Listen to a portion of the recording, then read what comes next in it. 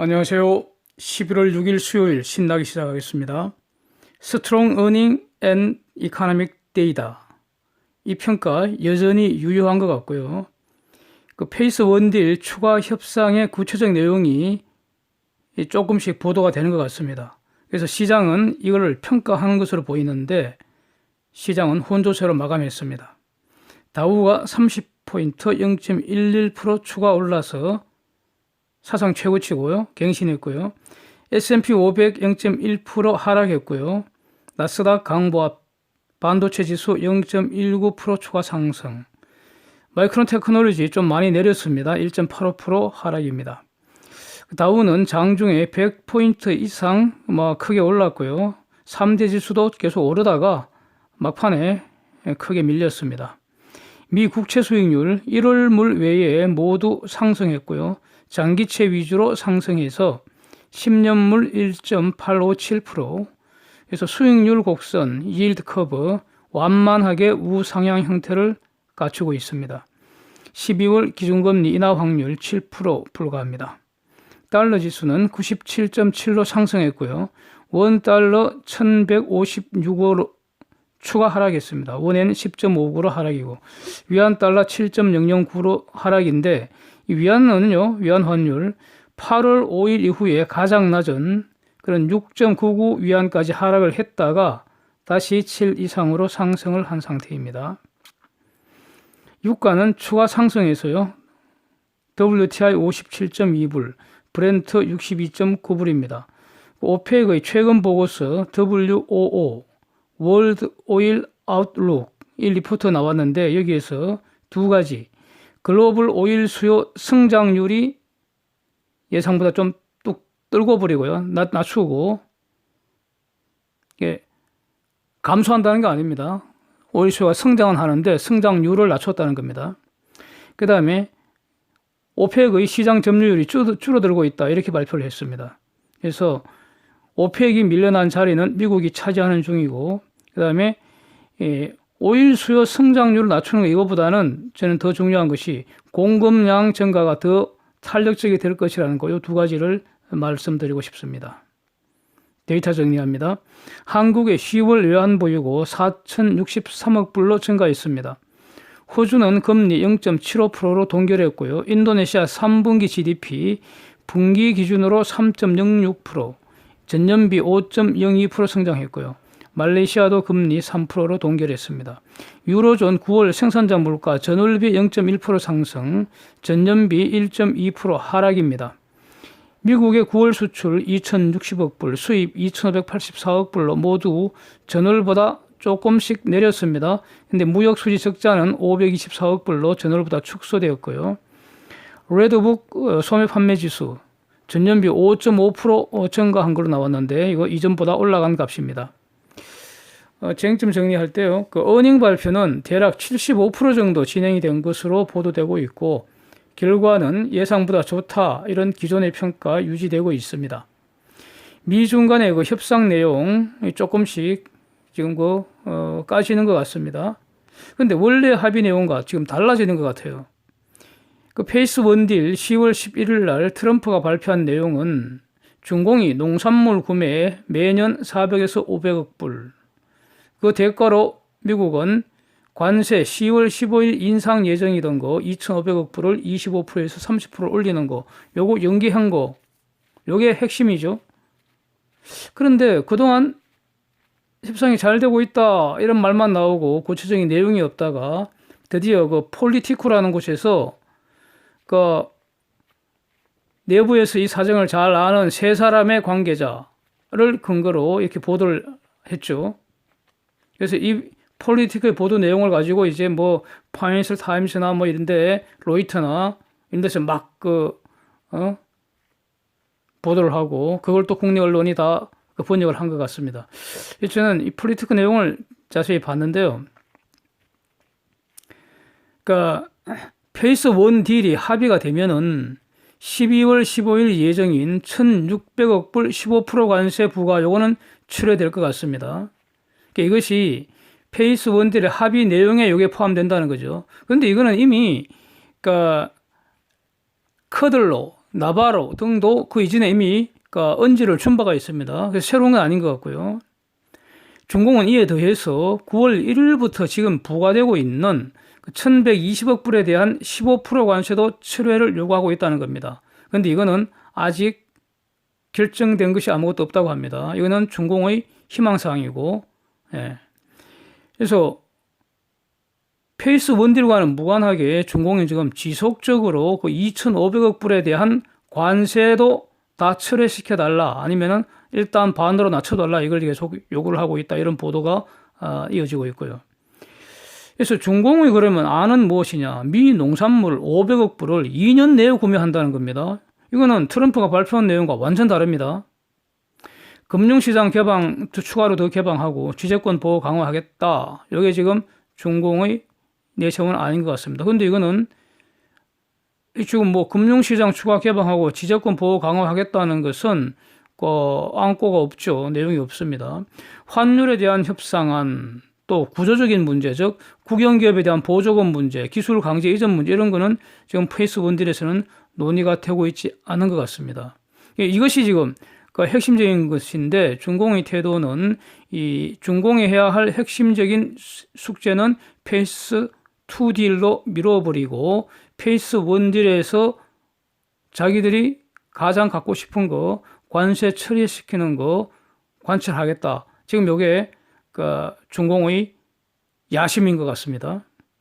그래서 문제점을 한번 정리해봤는데 당장 문제가 떠오르는데, 이런 폴리티컬 보도는 중공이 2년 내 500억 불 구매한다, 이거 트럼프 발표한 것보다 매우 약화된 거 아닙니까? 합의 내용 완전 다르잖아요.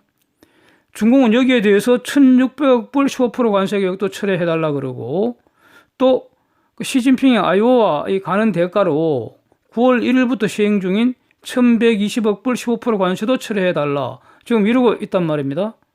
그러면 만약 이걸 해주면은, 그러면 미국이 추가로 양보하는 것인데, 그러면 그 대가로 미국이 얻는 것이 무엇인지 아직 명확하지 않습니다.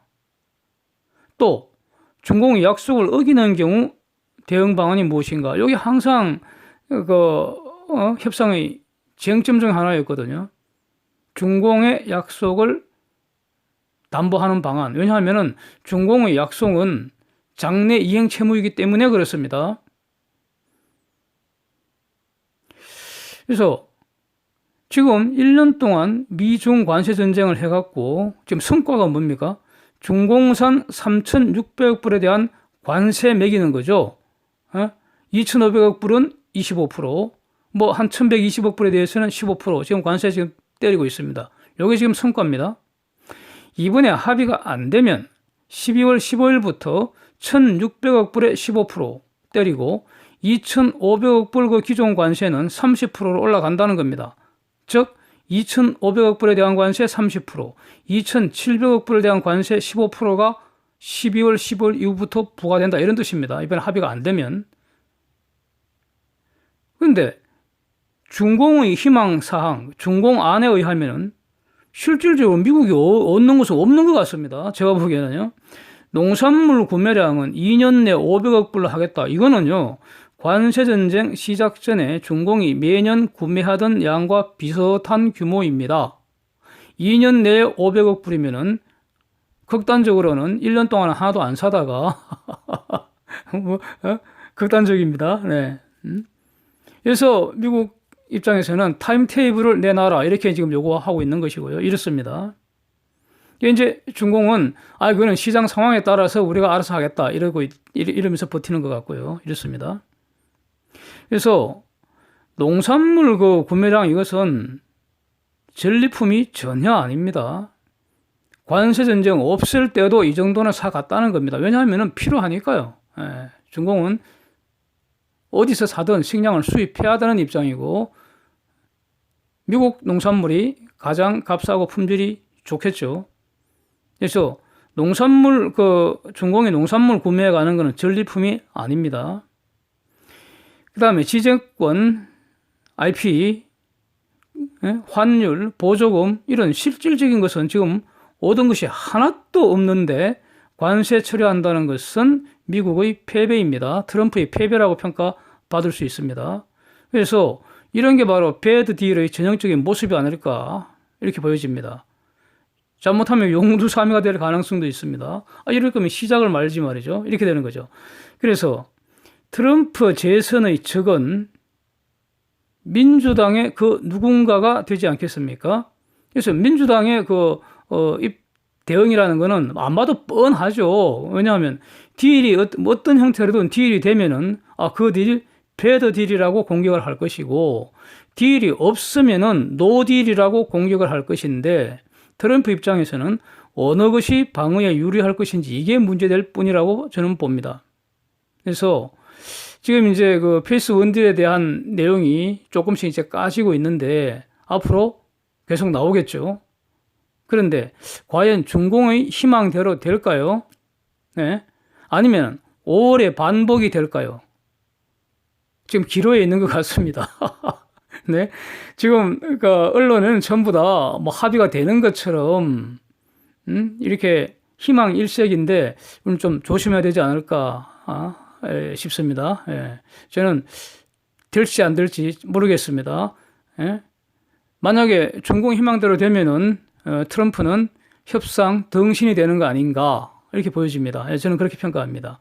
그래서 5월에 반복이 될 수도 있습니다. 5월에도 그 전에 깨지기 전에 거의 협상되는 줄 알았죠. 딜이 사이닝 되는 줄 알았죠. 5월에. 그런데 갑자기 깨져버렸습니다.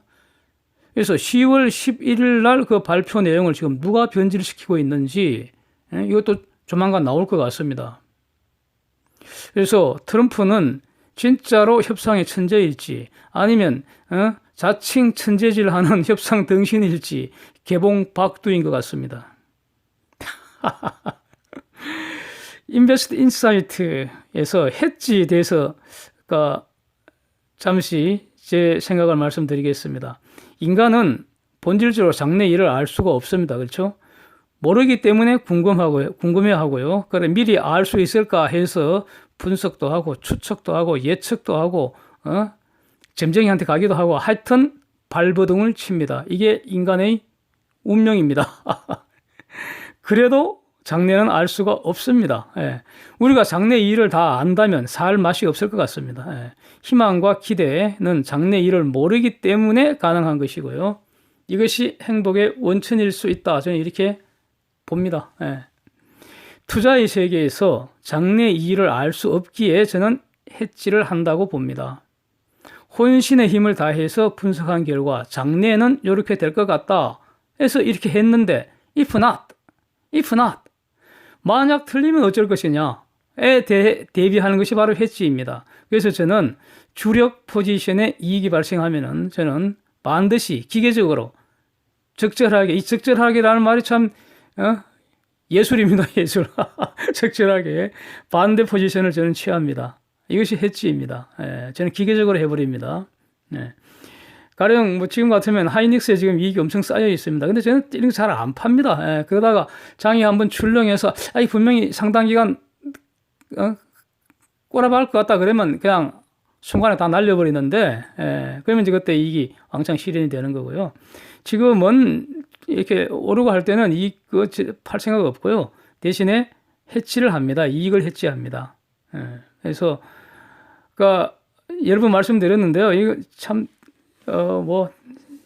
개인적인 일은 말씀드리고 싶지 않기도 한데, 그래서 조금만 말씀드리면 저는, 인버스 2X ETF, 이걸로 조금씩 매집을 해둡니다.